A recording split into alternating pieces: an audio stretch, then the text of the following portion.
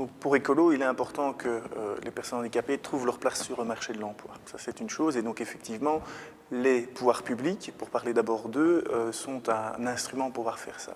Donc on est favorable à l'introduction de quotas dans la fonction publique. Et donc c'est d'ailleurs ce qui a été fait, le quota de 5% au niveau de la COCOF et de l'administration de la COCOF, est quelque chose qu'on voudrait reproduire également au niveau des administrations régionales bruxelloises. C'est un premier aspect. Maintenant, on se rend compte aussi que ce quota de 5% paraît parfois un petit peu élevé et difficilement atteignable. Et donc, se fixer des objectifs qu'on sait difficilement atteignables, c'est évidemment relativement décourageant. Et donc, ce qu'on propose, nous, au niveau d'Écolo, c'est que ces 5%, une partie de ces 5% puisse être rencontrée au travers de la sous-traitance.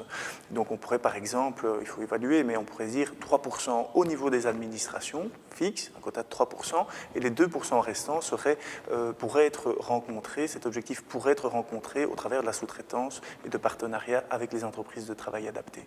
Alors, pour le secteur privé, on peut aussi évidemment envisager des quotas. Il faudrait avoir une discussion avec eux sur ce qui est possible, pas possible. On peut aussi se fixer des objectifs chiffrés, c'est très clair. Aussi, même principe, travailler aussi avec la sous-traitance, parce que le privé fait aussi de la sous-traitance, évidemment. Et donc, le même raisonnement pourrait s'appliquer, mais il ne faut pas le décréter. Donc, c'est ça la difficulté, la différence entre le secteur public et le secteur privé. Le secteur public peut prendre cette initiative. Il est, je dirais, maître de son administration. Pour le secteur privé, nous privilégions toujours un dialogue et une co-construction de ces objectifs avec eux. Et donc, commençons à discuter avec eux, voyons ce qu'il y a moyen de faire, et essayons aussi de mettre en place un processus d'évaluation du dispositif avant même de parler de sanctions.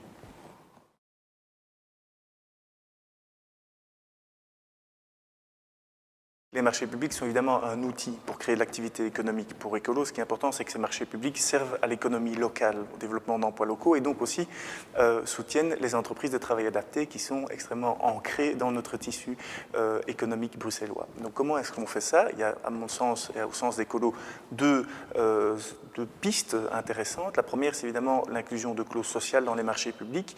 Nous votons, et nous avons voté en séance à la dernière séance plénière de cette législature, un texte qui vise à inclure donc des clauses sociales dans les marchés publics. C'est un texte ambitieux, un texte qui vise aussi à inclure des clauses environnementales dans les marchés publics. Et je pense que pour ces deux textes-là doivent permettre aussi aux OTA de pouvoir accéder plus facilement au marché public et donc de pouvoir donc soumissionner plus facilement au marché public.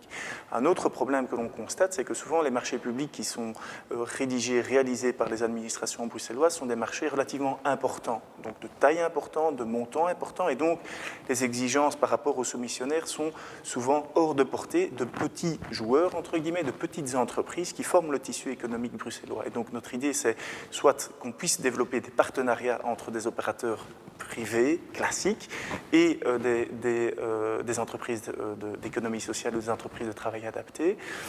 Ça, c'est une piste. L'autre piste, c'est de faire en sorte, par exemple, dans les marchés publics de type espace vert et entretien des espaces verts, qu'on puisse faire des lots et donc rendre accessibles de plus petites missions publiques, de missions d'intérêt public au travers donc de lots qui seraient donc alors à ce moment-là accessibles et aux entreprises de travail adapté également.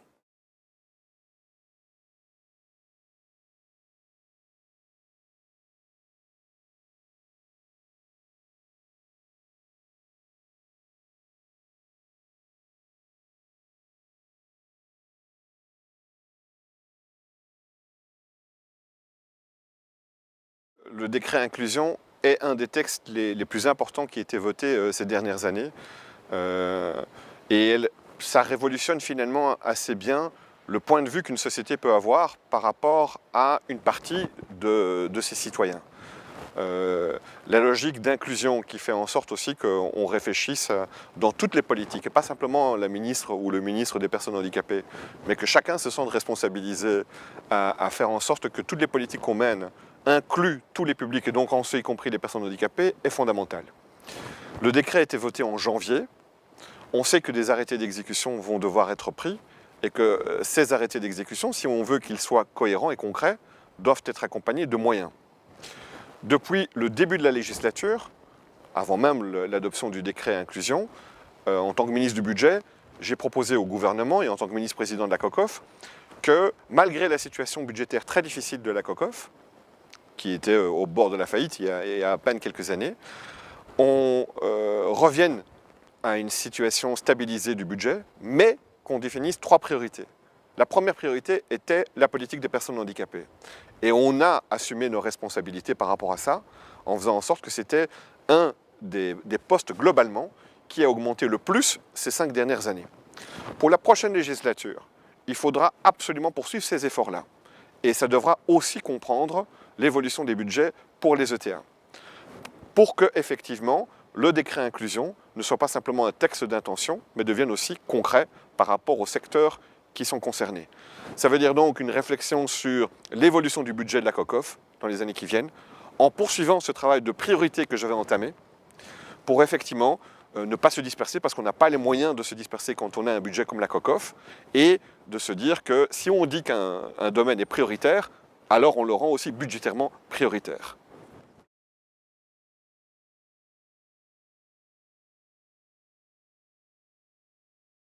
Ce qui est important, c'est que les ETA sortent de la niche du travail adapté, de la personne handicapée.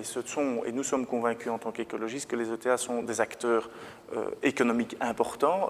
Pour toutes les activités marchandes qu'ils exercent, et non marchandes aussi, ils jouent un rôle et doivent être reconnus comme tels au niveau de la région bruxelloise et au niveau donc, de notre économie bruxelloise. Donc la réflexion et sociale et économique doit inclure les ETA. Et donc on se réjouit, nous, de ce pôle H, de cette collaboration qui a été mise en place entre Actiris et les ETA pour justement favoriser le contact entre les employeurs, je dirais, classiques et les entreprises de travail adapté. Donc ça, c'est un premier pas, il faut pouvoir intensifier ça.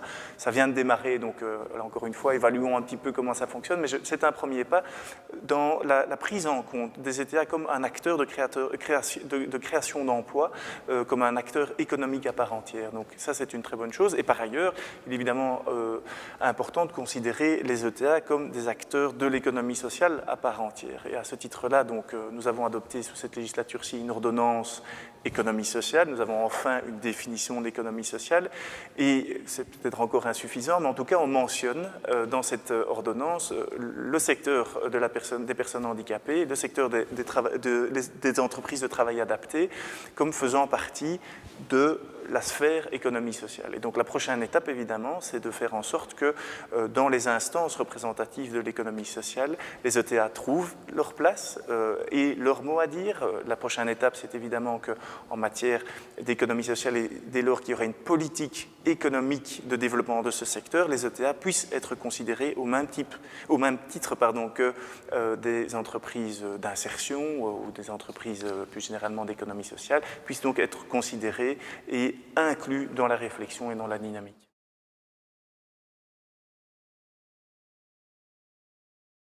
Le travail qui doit être fait pour le travail adapté, c'est-à-dire d'investir pour trouver de nouveaux marchés, pour pouvoir se repositionner, c'est finalement exactement le même que pour le reste de l'économie. On doit se remettre en question tout le temps et se dire qu'effectivement, on ne peut pas regarder l'évolution du monde économique à l'échelle internationale comme si de rien n'était et en la subissant. Et donc, on doit avoir une réflexion à comment est-ce qu'on soutient nos propres activités économiques et dans leur globalité, en y intégrant ceux qui font un travail adapté dans les structures comme les ETA. Et donc, chaque fois qu'on investit dans la recherche ou dans des nouveaux programmes ou qu'on se repositionne, tous ces efforts-là doivent être encouragés. Ils doivent être encouragés pour l'ensemble de l'économie, en ce y compris pour les ETA. Je trouve que c'est important de bien replacer les ETA, ce qui est aussi une logique d'inclusion sur l'ensemble de l'activité économique et de ne pas simplement l'isoler.